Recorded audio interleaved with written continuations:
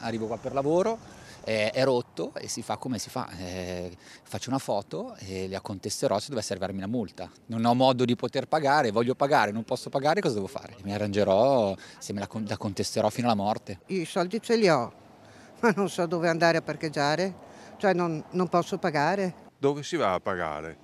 Mi sto Esattamente. domandando, è il terzo che trovo così, non si può pagare. Dove è stato lei prima? Sono stato in Città Giardino, lì ce ne sono due, questo è il terzo, anzi quattro tutti così.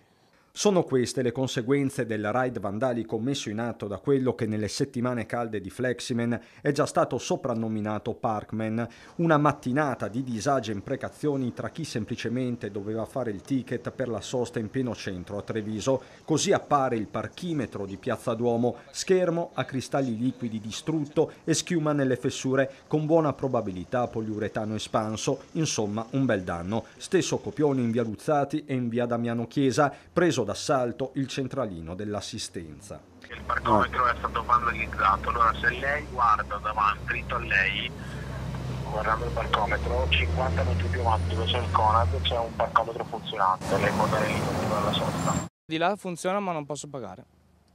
Come mai?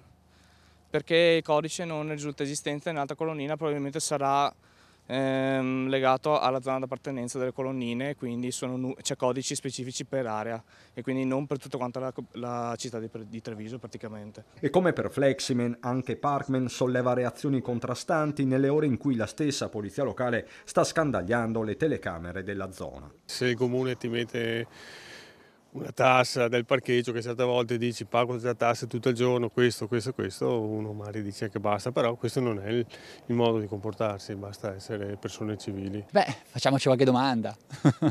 Evidentemente stanno tirando un po' la corda, per cui ci sta anche un po' tutto questo, per cui la gente è un po' stanca. Ma per il momento le preoccupazioni principali riguardano eventuali multe. Se Fleximan, almeno nelle intenzioni, sembra voler eliminare il problema, Parkman lo crea.